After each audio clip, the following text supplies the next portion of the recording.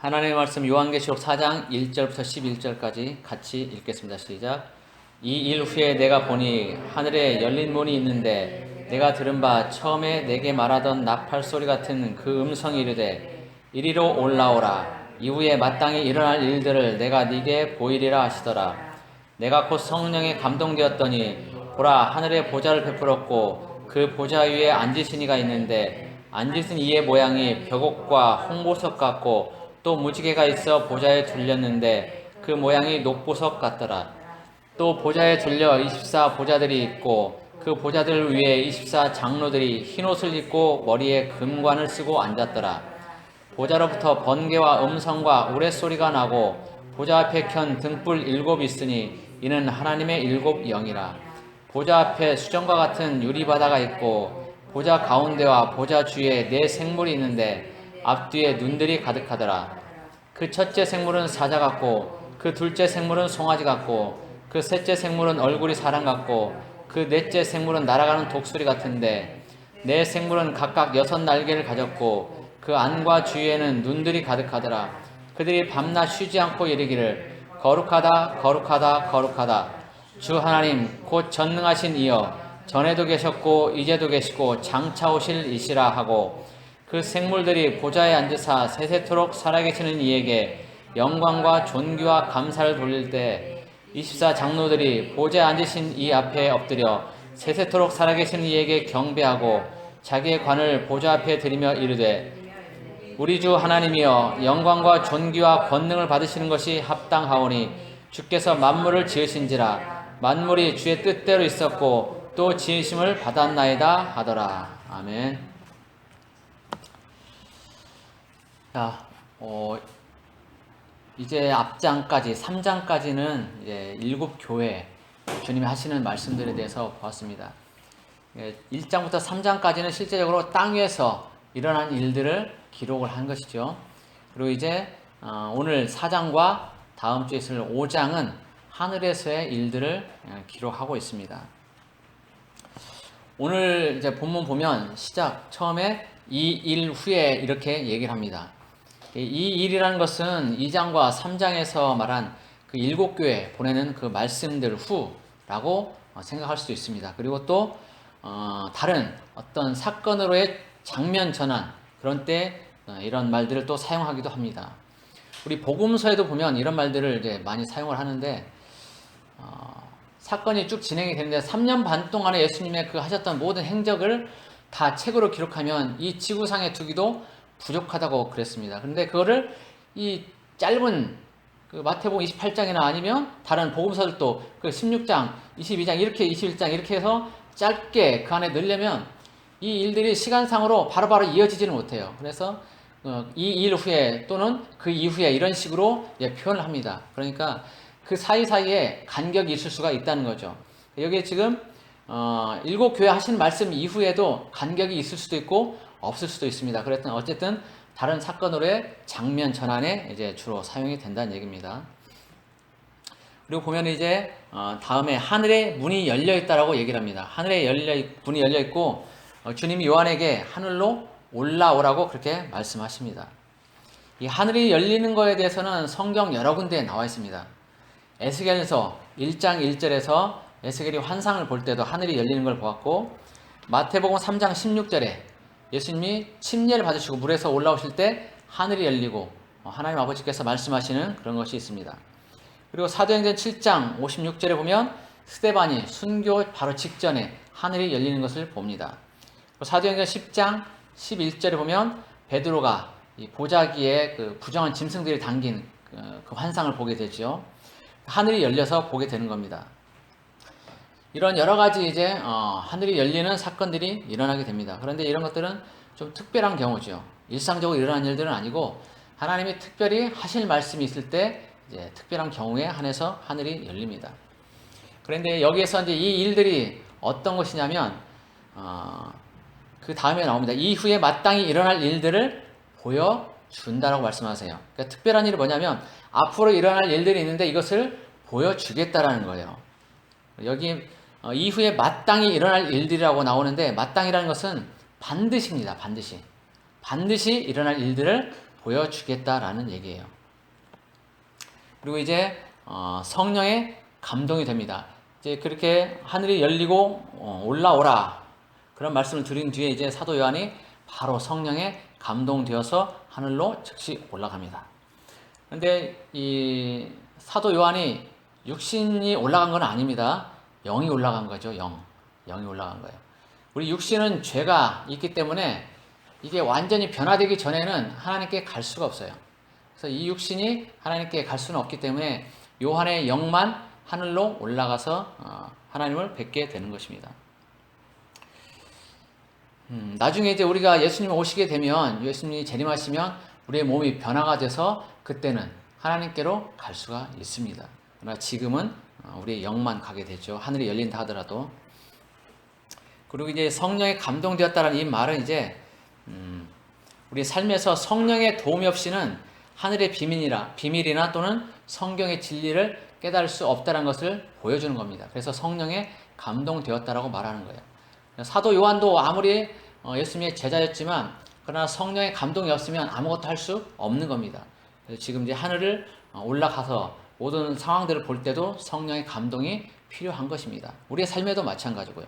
성령의 감동 없이는 아무것도 이루어질 수가 없습니다. 사도행전에도 보면은 성령께서 말씀하시고 또 예수님의 말씀을 생각나게 하시고 환상을 또 보여주시고 능력으로 행하시는 그런 것들을 볼 수 있습니다. 성령께서 하시는 일들입니다. 그리고 이제 이후에 보면은 하늘에 이제 여러 가지 이제 보여지는 것들이 있는데 처음에 요한이 본 것은 보좌입니다. 하나님의 보좌. 하나님이 앉아 계신 그 자리를 보게 되는데 이 보좌에 앉으신 이 곧 하나님 아버지를 말하는 것이죠. 그런데 그것을 표현해 놨는데 어떻게 표현해 놨냐면 3절에 보면 앉으신 이의 모양이 벽옥과 홍보석 같고 또 무지개가 있어 보좌에 둘렸는데 그 모양이 녹보석 같더라 이렇게 돼 있어요. 자, 보석 이름이 많이 나오죠. 보석 이름이 벽옥, 홍보석, 또 녹보석 이런 것들이 나옵니다. 그런데 벽옥은 이제 어떤 보석이냐면 자줏빛깔 빨간색 계통이 되는데 좀 더 진하죠. 그럼 자줏빛깔의 보석이고 홍보석은 그야말로 붉은 빛깔 빨간색입니다. 루비라고 많이 얘기하기도 하죠. 녹보석은 이제 반투명한 녹색이 나는 그런 보석입니다. 근데 이 외에도 이제 성경에 보면 여러 가지 보석에 대한 이름들이 나와요. 그런데 굳이 이제 뭐 빛깔, 여러 빛깔 관련해서 이렇게 보석 이름을 지칭하고 있는데 그런 빛깔 자체에는 사실 큰 의미는 없어요. 이렇게 보석의 이름을 들어서 얘기하는 것은 거기서 나오는 그 빛들, 하나님에게서 나오는 그 빛들이 영롱하고 아름답다. 하나님의 영광이 그렇게 빛으로 드러난다는 것을 이렇게 표현을 한 거예요. 인간적인 그런 표현을 하려니까 그런 보석들을 들어서 표현할 수밖에 없는 거죠.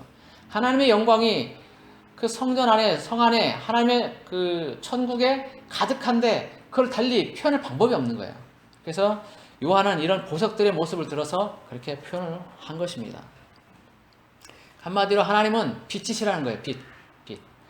빛으로 둘러싸여 있다는 거예요. 자, 3절에 보면 앉으신 이의 모양이 그렇게 나와 있어요. 빛깔이 아니고 앉으신 이의 모양이 벽옥과 홍보석 같다. 그러니까 보여지는 그 영광의 광채가 그렇다는 겁니다. 모양을 얘기하는 거예요. 그리고 무지개 같다 이렇게 얘기하고 있잖아요. 그래서 그 모양, 하나님의 계시는 그 모습, 그리고 거기서 나오는 영광의 광채를 그렇게 얘기를 하는 것입니다. 아주 영롱한 빛으로 하나님이 계신다는 것을 보여주는 거죠. 이런 아마도 우리 자연계, 지금 여기 자연계에 존재하는 그런 빛은 아니라고 봅니다. 그런데 이 모습을 여기에서만 나타내는 게 아니라 실제로 이사야도 이와 비슷한 표현을 하고 있어요. 하나님의 영광을 보고 이사야가 표현을 했는데 이사야서 6장 1절에는 이렇게 표현하고 있어요. 우시야 왕이 죽던 해에 내가 본즉 주께서 높이 들린 보좌에 앉으셨는데 그의 옷자락은 성전에 가득하였고.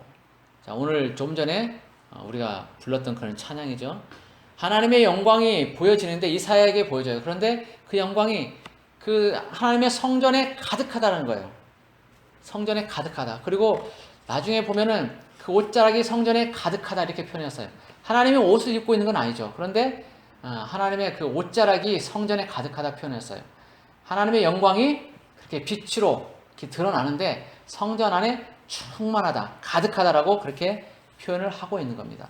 이사야도 그렇게 하나님의 영광에 대해서 표현하고 있습니다.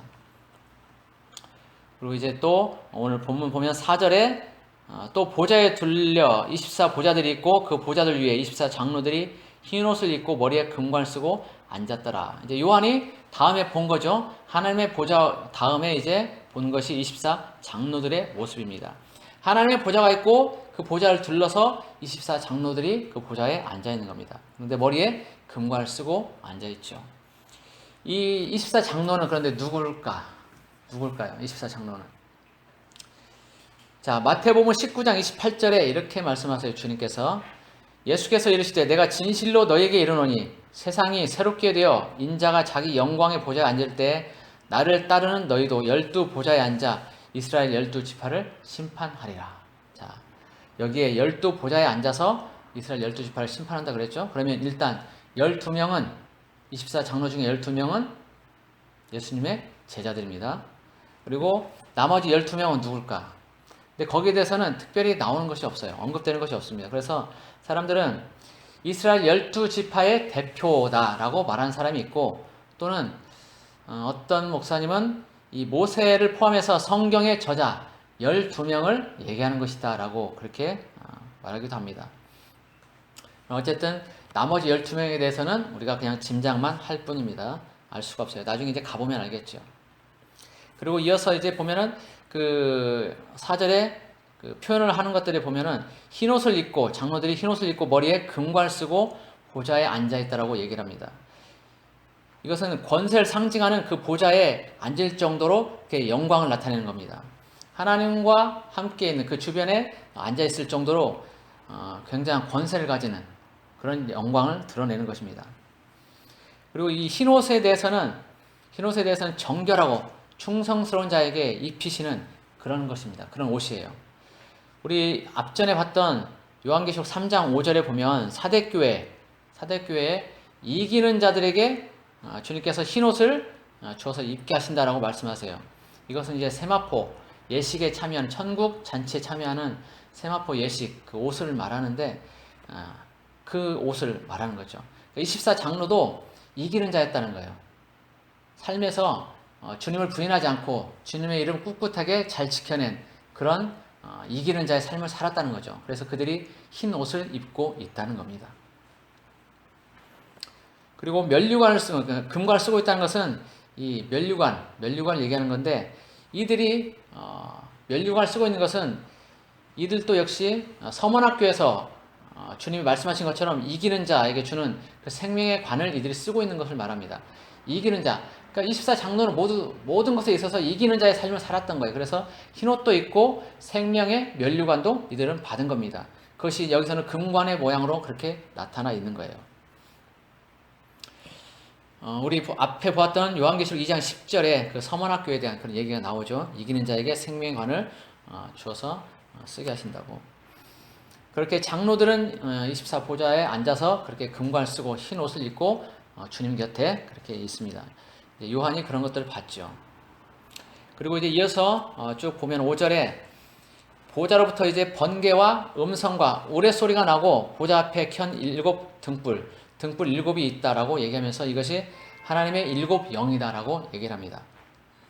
이 보좌는 장로들의 보좌는 아니죠. 장로의 보좌는 아니고 하나님의 보좌입니다. 이제 다시 하나님께로 시선이 돌아오는 거예요. 하나님의 보좌로부터 번개와 음성과 우레소리가 난다. 이것은 구약에서도 이제 많이 보여지는데, 하나님의 임재가 있을 때 이런 일들이 발생을 합니다. 번개도 나고 큰 음성도 나고 그리고 우레소리, 그런 것들이 납니다. 그래서 하나님의 임재를 표현하는 것이고, 그리고 7 등불이 있는데 등불 7 있고, 이것은 하나님의 7 영이라고 말하고 있는데 이것은 성령을 말합니다. 성령. 그리고 7이라는 숫자를 말하고 있는 것은 성령의 사역이 완벽하다는 것을 뜻하고 있는 것입니다. 그리고 또한 7으로 나눠진 것처럼 다양하다. 하나님의 성령의 사역이 완벽하지만 또한 다양하다. 하나로 머물러 있지 않다라는 것을 의미합니다. 또 계속해서 보면 이제 요한이 보는 것들이 뭐냐면 6절에 보좌 앞에 수정과 같은 유리바다가 있고 보좌 가운데와 보좌 주위에 네 생물이 있는데 앞뒤에 눈들이 가득하더라 이렇게 말하고 있어요. 유리바다는 뭐 유리로 된 바다라기보다는 수정처럼 투명하고 맑은 그런 바다를 얘기한다고 보면 됩니다.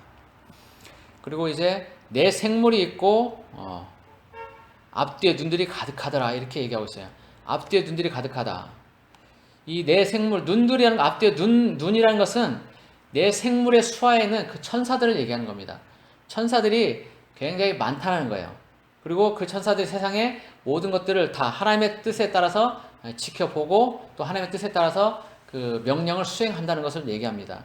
그래서 이 땅에 있는 모든 것들 하나님이 직접 다 통치하시고 다 주관하신다는 것을 보여주는 겁니다. 이 눈들, 천사들을 통해서. 그런데 여기 이제 네 생물이 나오죠. 그 네 생물에 대해서는 7절에서 설명을 하고 있습니다. 7절. 그 첫째 생물은 사자 같다. 그리고 둘째는 송아지 같고, 셋째는 그 얼굴이 사람 같다라고 말하고 있어요. 그리고 넷째는 날아가는 독수리 같다라고 얘기를 하고 있습니다. 그런데 이 얘기가 여기만 나오는 게 아니죠. 에스겔서에서도 이런 비슷한 표현이 있습니다. 조금 다르긴 해요. 다르긴 한데 여기에서는 각각의 생물들이 그 얼굴이 표현이 되지만 에스겔서에서는 한 생물에 네 얼굴이 있는 것으로 그렇게 보여집니다. 그러니까 선지자가 볼 때, 에스겔이 볼 때와 요한이 볼 때 그것을 보는 것이 조금 이렇게 다르게 표현될 수도 있는 거죠. 그러나 같은 내용을 표현하고 있는 거죠.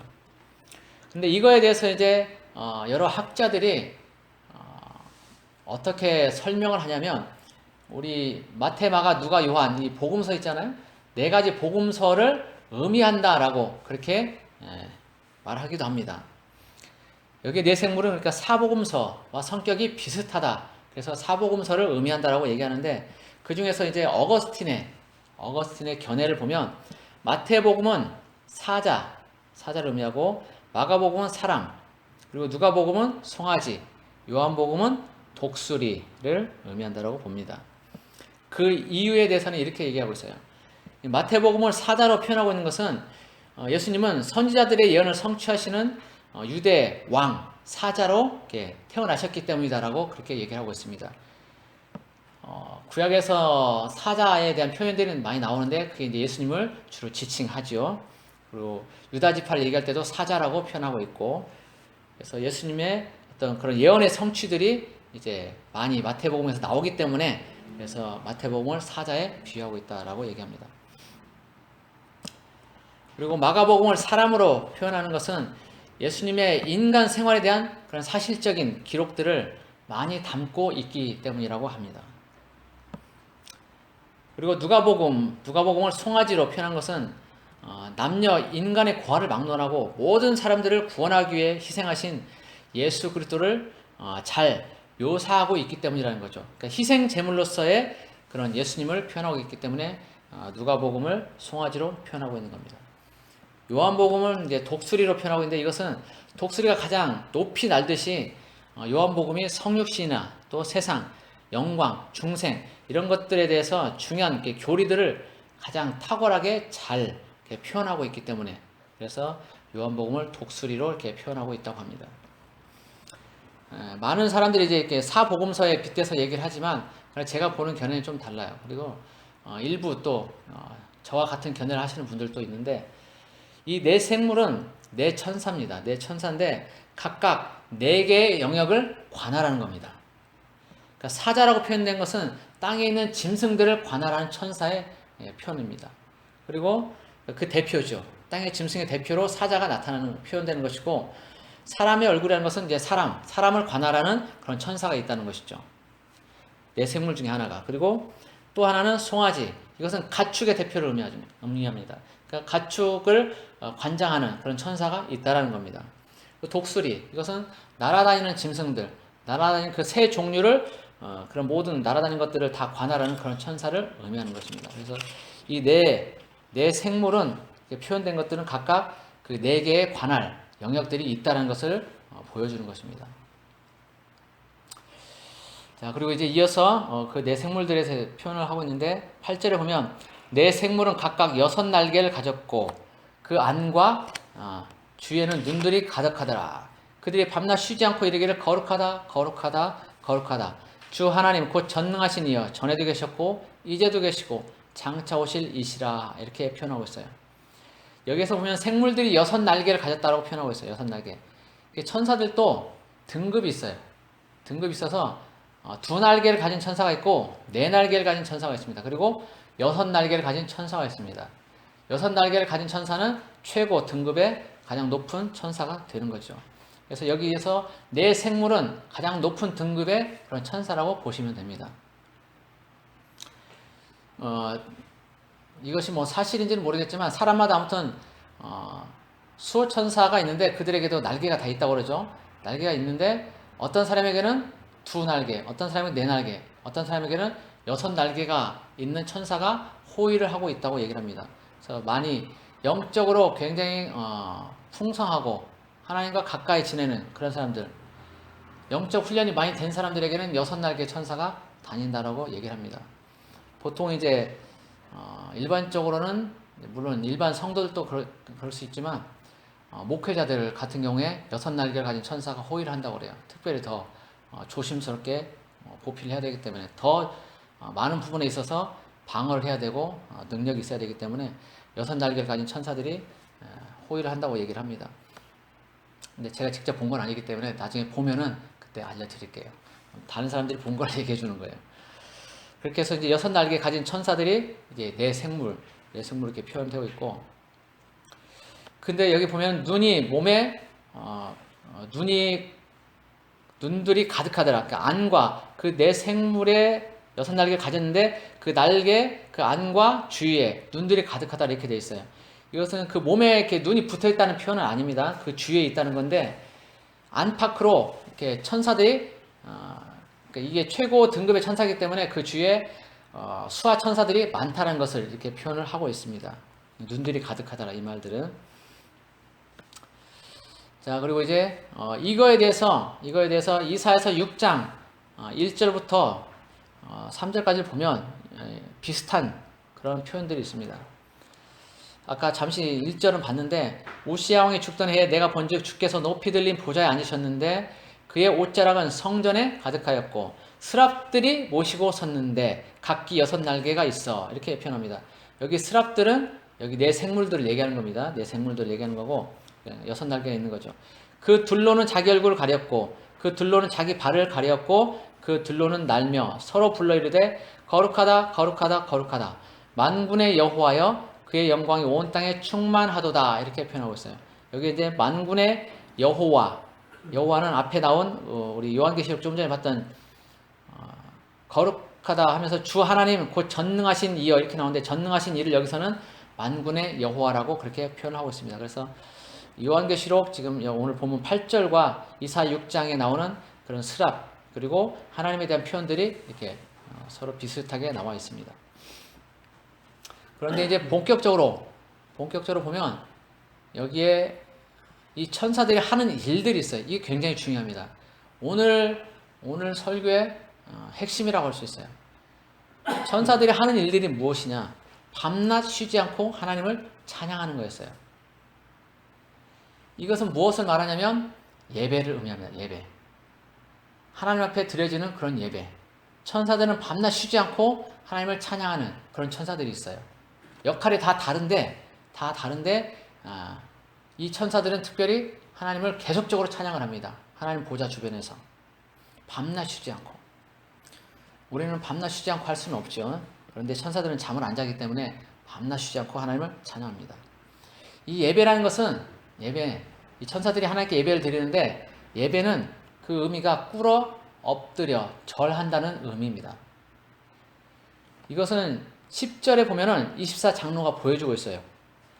10절 보면은 24장로들이 보좌에 앉으신 이 앞에 엎드려 세세토록 살아계신 이에게 경배하고 자기의 관을 보좌 앞에 드리며 이르되. 자, 장로들이 그 앞에 엎드렸죠. 꿇어 엎드렸어요. 그래서 하나님께 예배를 드립니다. 하나님을 경배합니다. 이 예배의 중심은 이렇게 하나님을 높이는 거예요. 이렇게 하나님을 높이는 것. 즉 찬양하는 것에 예배의 본질이 있습니다. 우리는 흔히 설교가 예배의 중심이라고 생각하는 사람들이 있어요.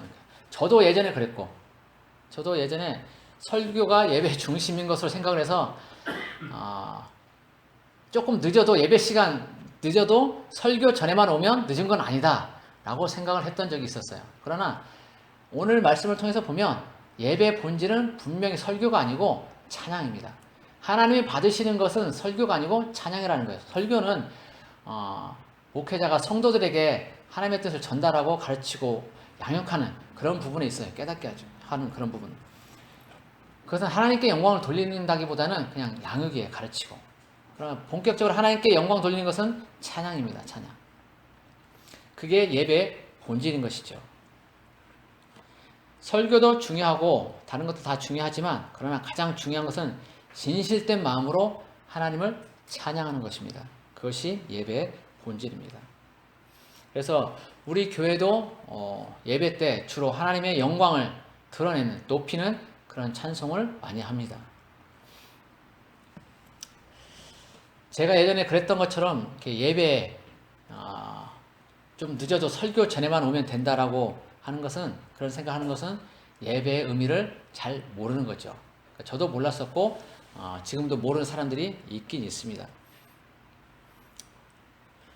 그런데 우리가 예배를 드리러 올 때 이 예배라는 것은 조금 전에 얘기한 것처럼 하나님께 우리 진실된 마음으로 우리 자신을 드리는 겁니다. 하나님을 찬양하는 거예요.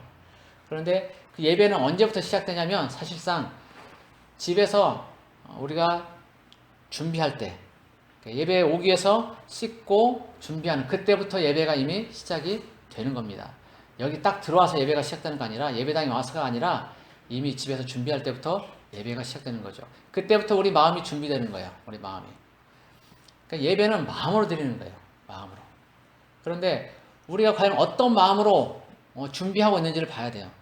예배 시간 다 됐는데 늦게까지 다른 일을 하고 있다든지, 아니면 늦게까지 잠을 자고 있다든지, 불필요한 일들을 계속적으로 하고 있다든지, 이러면은 그거는 이제 마음의 준비가 안 돼 있는 거죠. 그리고 예배에 와서도 하나님께 온전히 집중하지 못하고 다른 일들을 하고 있다면 예배에 온전히 참여하는 것이 아닙니다. 하나님께 온전히 영광을 돌려드리는 것이 아니에요. 자, 교회 왔으면, 예배 드리러 왔으면 그 모든 시간들 동안에는 하나님께만 집중을 해야 돼요. 그래서 시간이, 여러분의 여유 시간들이 생기면 그 시간들에 찬송을 하든지, 아니면 기도를 하든지, 아니면 성경 말씀을 읽고 묵상하고 이렇게 하고 있어야 돼요. 핸드폰 보고 뭘 검색하고 아니면 잠자고 이렇게 하는 것들은 하나님께 온전히 드리는 예배가 못 돼요. 우리가 사실은 몸이 피곤하기 때문에 와서 잘 수도 있어요. 그리고 어떤 일들이 또 급하게 해야 되기 때문에 핸드폰을 검색할 수도 있습니다. 그러나 그런 것들을 이제 가능하면 안 하는 게 좋겠다는 게 제 생각이에요. 우리가 하나님께 온전히 드리려면, 우리 마음을 드리려면 교회 최소한 주일만큼이라도 와서, 예배만큼이라도 와서는 그 시간만큼이라도 하나님께 집중하고 다른 것들은 다 배제하는 게 맞다고 봐요.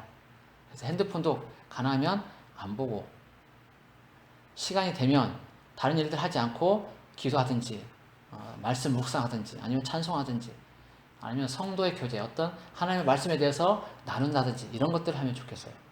그러면 하나님이 더 기뻐하시는 그런 예배가 되지 않을까 싶어요. 우리가 지금까지 해왔던 우리의 예배 태도를 돌이켜보면 그 모습 그대로 하나님 받으시겠는가? 또 만약 우리가 한 그대로 하나님이 우리에게 해주신다면 과연 우리는 그것을 그렇게 해주십시오라고 말할 수 있는가? 예를 들면 내가 예배 시간 전에 딱 닥쳐가지고 10분 전에, 5분 전에, 아니면 늦게, 예배 시간 늦게 예배를 드리러 왔어요. 그러면 하나님도 우리에게 동일하게, 그래 내가 너에게 그만큼만 해줄게 라고 말한다면 우리는 아마 서운해할 거예요. 그리고 주일 예배만 참석하면 된다라고 말할 경우에 그런 사람도 있죠. 주일 예배만 참석하면 되지 굳이 뭐 수요일이나 금요일이나 아니면 새벽 예배 이런 걸 다 참석해야 되냐, 이렇게 말하는 사람도 있을 수 있어요. 그러면 그 말 그대로 그 사람이 주일만 예배 참석하길 원한다면 하나님도 그 사람에게 동일하게, 그래 내가 너에게 그러면 주일만 건강을 허락하고 나머지 6일 동안에는 아파서 누워있게 해줄게 라고 하면 과연 그 사람이 그거를 수용하겠냐, 그런 얘기예요. 안 한단 말이죠. 우리는 어느 것도 하나도 손해보지 않으려고 하면서도 하나님께는 온전히 드리려고 하지 않아요. 예배 와서는 다른 짓 하면서도 하나님께는 온전히 드리기를 원하지 않아요. 하나님은 내가 너에게 그대로, 네가 나에게 한 대로 내가 너에게 해주겠다라고 하면 우리는 무척 서운해한다는 거죠. 우리는 이제 예배에 대해서 돌이켜야 돼요. 바른 태도를 가져야 돼요. 하나님은 결코 만홀히 여김을 받는 분이 아니에요. 거룩한 분이라고요. 죄가 없는 분이고. 그 거룩한 분에게 안 보인다고 해서 우리가 함부로 하고 그러면 되지 않는 거예요. 예배 시간은 하나님과의 약속 시간이에요. 그 시간에 늦는다. 이것은 준비가 안 된 거예요. 하나님께 온전히 마음을 드리지 못하는 그런 결과를 초래하는 거예요. 시작부터. 집에 출발할 때부터 준비가 돼 있어야 돼요. 준비할 때부터. 씻고 준비할 때부터 내가 어떻게 하면 하나님을 기쁘시게 할까? 내가 어떻게 하면 오늘 가서 예배 가서 하나님께 온전히 드릴까라고 고민하면서 하나님을 기쁘시게 하는 그런 마음으로 와야 돼요. 그렇게 오지 않았다면 이제는 우리 돌이켜야 돼요. 회개해야 돼요. 그 모습들을 우리는 다 회개해야 됩니다. 저부터도 회개해요. 여러분들도 마찬가지입니다. 혹시 그런 태도가 없었다면 회개하시고 하나님 앞에 올바른 예배를 드리셨으면 좋겠어요. 주일 또 예배 시간 전적으로 하나님께 다 드리는 그런 시간으로 가졌으면 좋겠습니다. 그 어떤 목사님이 아주 신실한 분이에요. 하나님의 어떤 말씀을 듣고 또 하나님께 묻기도 하고 받기도 하고 그렇습니다. 그래서 하나님이 주시는 메시지를 전달하기도 하고 그러는데 그 목사님이 밴드를 개설했습니다. 그 밴드 회원이 1000명이에요. 그런데 그 목사님을 추종하는 사람들, 그 밴드에 가입한 사람들은 그래도 나름대로 신실하고 하나님을 정말 가까이 하려는 그런 사람들입니다. 그런데 어느 날 하나님이 그 목사님에게 하시는 말씀이 네 밴드에 가입한 회원 중에 17%만 살아있는 자들이다. 이렇게 말씀하셨대요. 17%만. 그 목사님은 신실한 분이고 하나님과 교제하시는 그런 분인데 그 목사님을 추종하는 사람들은 다 그 나름대로 열심을 가지고 하는 그런 분들일 거란 말이죠. 그런데도 하나님이 그들 중에 17%만 살아있다는 거예요. 저는 그 얘기를 듣고 좌절했어요. 그러면 나는 그 17%에 들까? 우리 성도들은 어떻게 하지? 우리 성도들 나오고 우리 성도들은 17%에 들어갈까? 살아있을까? 절망이 오더라고요. 좌절이 와요. 우리 딴에는 열심히 하고 있다고 하는데도 하나님이 보실 때는 결코 하나님 마음에 흡족하지가 않은 거죠. 우리는 하나님을 열심히 섬기고 있다라고 하나님과 친밀한 관계를 유지하고 있다라고 그렇게 착각을 하고 있지만 실제 우리 삶에서 너무나 많은 부분들은 하나님과 관계 없는 그런 부분들이라는 거죠. 예전에도 하나님이 말씀하실 때 교회 다니는 사람들 중에 10%만 들림받는다고 했을 때도 참 많이 고민을 했었는데 이제 신실하게 믿는다고 생각하는 사람들 중에 17%라고 그들만 살아있다라고 그렇게 들으니까 정말 마음이 새로워지더라고요. 좀 더 각성하게 돼요. 하나님께 좀 더 열심을 내야 되겠다는 그런 생각을 하게 돼요. 우리가 지금 생활하는 이 모습 이대로 생활한다면 우리는 천국에 어쩌면 겨우 들어갈 수 있을지 모르겠어요. 겨우. 천국에 그나마 들어가면 다행이에요. 그런데 부끄러운 구원을 받게 될 수도 있다는 거죠. 부끄러운 구원. 어차피 천국에 갈 거면 좀 푸짐한 상을 받으면 좋지 않겠어요? 살아있는 자의 그런 신앙생활을 해서 하나님께 칭찬을 받으면 좋지 않을까요? 저는 그렇게 봐요. 그렇게 생각합니다. 불 가운데서 구원받는 것 같이 그렇게 겨우 부끄러운 구원을 받는다면 얼마나 창피하겠어요. 어차피 신앙생활 할 거면, 어차피 교회 다닐 거면 좀 더 하나님께 집중하고 하나님을 온전하게 사랑하고 섬기면 더 좋다는 생각이에요. 내 시간, 내 할 일 다 하고 남는 시간에 하나님께 나아가는 것이 아니라 하나님께 다 드리는 그런 우리가 됐으면 좋겠어요.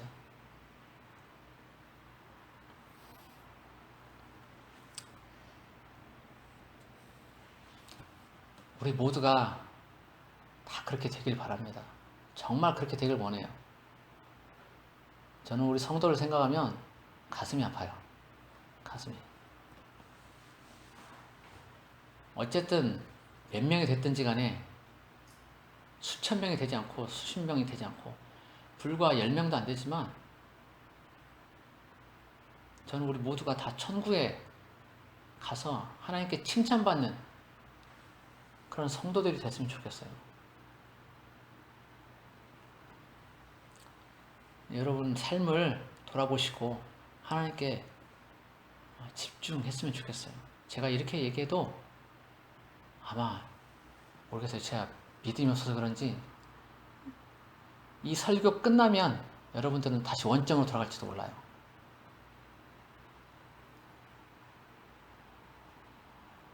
언제 그런 얘기를 들었냐는 듯이 마음에 아무런 그런 다짐도 없이 또다시 옛 생활로 다시 돌아갈지도 모릅니다. 그러나 그럴지라도 다시 기억하고 또 기억해서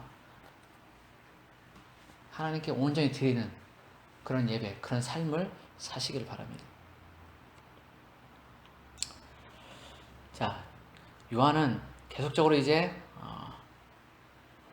예배에 대해서 얘기하면서 주님에 대해서도 말씀하시는데 말하고 있는데 전에도 계셨고 이제도 계시고 장차 오실 이시라라고 그렇게 얘기를 합니다. 이 말은 과거, 현재, 미래를 모두 하나님이 다 총괄하신다, 다 보고 계신다라는 그런 얘기입니다. 그리고 장차 오실이라 이렇게 표현한 것은 앞으로 주님께서 오셔서 심판을 하신다는 겁니다. 심판하실 그런 주님이라는 것을 이렇게 표현하고 있어요. 주님이 오시면 재림하시면 분명한 심판이 있습니다. 믿는 자와 믿지 않는 자 분명히 나눠집니다. 그리고 믿는 자에 대한 것도 그렇고 믿지 않는 자에게도 분명 그들에 대한 각각의 또 심판이 따로 있습니다. 그래서 믿지 않는 자들에게는 분명한 불지옥의 심판이 있을 거예요. 그리고 믿는다고 하더라도 그들이 한 행동에 따라서 여러 가지로 다른 것들을 받게 될 겁니다. 우리는 천국에 올라가면, 그러니까 지옥만 안 가면 형벌이 없을 거라고 생각하지만 천만에요. 지옥에 안 가더라도 불지옥 심판을 받지 않더라도 우리는 믿는 자로서 잘 못했을 때 그에 따른 형벌이 있다는 걸 알아야 돼요. 지옥의 형벌은 아니지만 분명히 온전히 하지 못했을 때 형벌이 있습니다. 부끄러운 구원이라는 그런 거예요.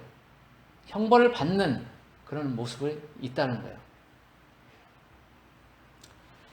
그 부분에 대해서는 여러 가지 얘기들이 있지만 천국을 경험하고 오신 어떤 분의 얘기를 들으면 무거운 돌을 배 위에 얹어놓는 그런 형벌을 받는 사람도 있고 또 그들은 다 흰옷을 입고 있어요. 흰옷을 입고 있는데 그렇게 형벌을 받아요. 또 무거운 짐을 계속적으로 옮겨야 되는 그런 형벌을 받는 사람도 있고 여러 가지 모습들로 채찍에 또 맞는 채찍이 아니라 매로 맞는 그런 형벌을 받는 사람들도 있고 여러 형벌들이 있다고 그래요. 그러니까 우리 성경에 보면 바깥 어두운 데라는 표현이 있어요. 바깥 어두운 데. 거기서 슬피 울며 이를 간다라고 말하는데 이 천국 성 안으로 들어가지 못한 사람들, 그러니까 성 밖에서 어딘가에서 그렇게 흰옷은 입고 있지만 지옥불에는 가지 않았지만 그러나 그렇게 형벌을 받고 있는 그런 사람들이 있다는 거예요. 바깥 어두운 데서. 이건 성경적이에요. 성경에 나오는 얘기예요. 그 부분을 그 목사님이 아마 그렇게 보고 오신 것 같아요. 그래서 분명하게 주님이 오시면 다시 그에 따른 심판들이 있다는 걸 알아야 돼요. 우리가 천국 간다고 해서 다 막 기쁘고 즐겁고 그렇게 될 거라고 생각하면 오산이에요. 천국에도 다 등급이 있고 형벌도 있어요. 그런 걸 알아야 됩니다. 어떻게 해야 될지, 이 땅에서 어떻게 하냐에 따라서 우리의 그 등급들은 달라질 거예요. 이렇게 등급 얘기를 하면 그게 뭔 천국이냐 이렇게 말하는 사람도 있을지 모르지만 그게 원래적인 천국의 모습이에요. 모든 사람들이 다 공평하고 모든 사람들이 다 똑같이 먹고 똑같이 누리고 해야 된다는 것은 사회주의 공산주의 잘못된 발상이에요. 그런 것들이 인간이 만들어내는 평등일 뿐이지 하나님의 평등은 일하지 않는 자는 먹지도 말라는 게 하나님의 평등이에요. 그게 성경적인 거예요. 그래서 천국에도 이 땅에서 열심히 하나님을 위해서 일하는 사람들에게 그만큼 주어지고 이 땅에서 빈들빈들 놀고 겨우 부끄러운 구원받는 사람들은 형벌이 있고 또 그나마도 불신자, 예수님을 믿지 않는 자들에게는 지옥 형벌이 있는 거예요. 공평한 거예요. 이게 공평이에요. 이게 공평이라고요.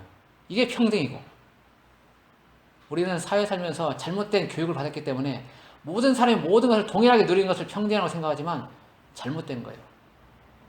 하나님 나라의 평등은 그리고 원래적인 의미의 평등은 다 일한 거에 따라서 차등하게 지급하는 것이 하나님의 평등입니다.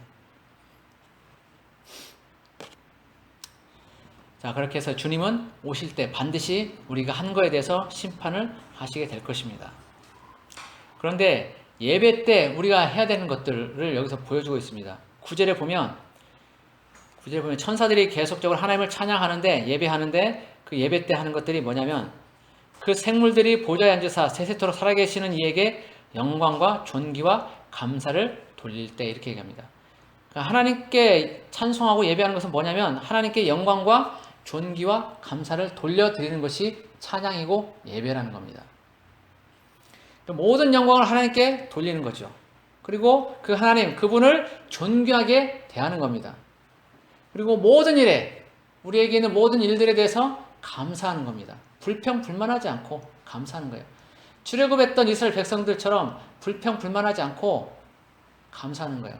그들은 출애굽하고 홍해를 건너고 나서 하나님을 찬양했습니다. 하나님께 모든 영광을 돌렸어요. 그런데 사흘길 가서 물이 없으니까 하나님께 대해서 원망하고 모세에 대해서 원망하고 그렇습니다. 그 이후에도 그래요. 그런 거 말고 그렇게 내 상황이 어려워지더라도 불평, 불만, 원망이 아니라 감사를 하는 게 예배라는 거예요. 그게 우리 삶에서도 나타나야죠. 예배 시간뿐만 아니라 우리 삶에서도 이렇게 하나님께 영광과 존귀와 감사를 드리는 것들이 나타나야 된다는 겁니다. 이것을 동일하게 또 24장로가 실천하고 있죠. 10절에 보면 경배하고 자기의 관을 보좌 앞에 드렸다라고 그렇게 얘기를 합니다. 10절에 보면 24장로들이 보좌에 앉으신 이 앞에 엎드려 세세토록 살아계신 이에게 경배하고 자기의 관을 보좌 앞에 드리며 이르되 이렇게 얘기하고 있어요. 24장로가 이 하나님께 어떻게 예배를 드려야 되는지를 보여주고 있는 겁니다. 이 관은, 이들이 얻은 관은 이기는 자의 삶을 살아서 얻은 겁니다. 아주 소중한 거예요. 그런데 그 면류관을 하나님께 다시 드리는 거예요. 자기가 가진 것들을 다 드리는 겁니다. 내 명예, 내 권세, 내 가진 모든 것들, 지식, 학식, 재벌, 돈, 명예 다 드리는 거 다. 모든 것을 내가 소중하다고 생각하는 가장 소중하다고 생각하는 그 모든 것을 하나님께 드리는 것이 예배라는 겁니다. 그것이 또 24장로들이 그렇게 했고 우리도 그렇게 해야 된다는 거예요. 하나님께. 이것은 하나님만이 영광 받기에 합당하신 분이라는 것을 고백하는 겁니다. 모든 것이 자신의 능력이 아니라 하나님의 은혜로 이루어졌다는 것을 고백하는 거죠. 24장로가 받았던 면류관들, 이기는 자의 삶을 살았지만 그래서 얻은 면류관이지만 그 면류관을 받은 것도 하나님의 은혜다라고 이들은 고백을 하고 있는 겁니다. 그래서 고린도전서 15장 10절에 보면 사도 바울도 나의 나된 것은 하나님의 은혜다라고 그렇게 얘기를 하고 있습니다. 그리고 이제 이어지는 그 천사의 고백인데 11절에 보면 우리 주 하나님이여 영광과 존귀와 권능을 받으시는 것이 합당하오니 주께서 만물을 지으신지라 만물이 주의 뜻대로 있었고 또 지으심을 받았나이다 하더라. 천사들이 이제 이렇게 또 고백을 하고 있어요. 우리 주 하나님이여 영광과 존귀와 권능을 받으신 것이 합당하다. 앞에는 영광과 존귀와 감사를 돌린다고 그랬는데 여기서는 또 권능도 추가가 됐죠. 모든 것들을 하나님께 다 돌려드리는 거예요. 그게 바로 예배고 예배 내용이고 우리가 해야 될 부분이라는 겁니다. 이렇게 하나님을 찬양하는 것이 우리 해야 될 본분이라는 것입니다. 우리는 오늘 말씀을 통해서 이제 예배가 어떤 것인지를 봤습니다. 24 장로들 또 천사들을 통해서 내 생물 천사들을 통해서 예배가 어떤 것이고 어떻게 드려야 되는지를 다 보았습니다. 그리고 결코 예배를 소홀히 해서도 안 된다는 것도 보았습니다. 부디 우리가 그동안 해왔던 그런 예배의 잘못된 태도, 그런 습관들, 이 세상에서 했던 그런 습관들을 다 깨뜨리고 온전히 삶에서 진정한 예배를 하나님께 드림으로써 또 하나님께 감사와 찬송과 영광과 존귀를 돌려드리는 또 올려드리는 우리 모두가 되기를 예수 그리스도 이름으로 기도하며 축복합니다. 기도하겠습니다. 고마우신 하나님 아버지, 24 장로들과 천사들이 하나님께 거룩하다 거룩하다 거룩하다 하면서 영광과 존귀와 찬송을 올려드리고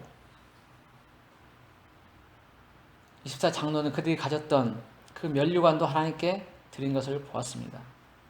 우리는 오늘 말씀을 통해서 하나님께 어떻게 예배를 드려야 되는지, 어떻게 하나님을 찬양해야 되는지를 보았습니다. 하나님, 우리가 지금까지 하나님을 소홀히 대했다면, 예배를 소홀히 여겼다면 이제 우리가 돌이키길 원합니다. 회개하길 원합니다. 그래서 정말 진심으로 하나님께 예배를 드리고 하나님을 친밀히 알아가길 원합니다. 하나님, 우리를 도와주십시오. 우리의 마음을 붙들어 주십시오. 우리가 하나님께 더 가까이 나아가길 원합니다. 진정으로 하나님을 찬양하길 원합니다. 진정한 예배를 드리길 원합니다. 하나님, 우리 예배를 받아 주옵소서. 우리의 삶을 받아 주옵소서. 오늘 또 함께 하신 주님을 찬양합니다. 예수 그리스도 이름으로 기도드립니다. 아멘.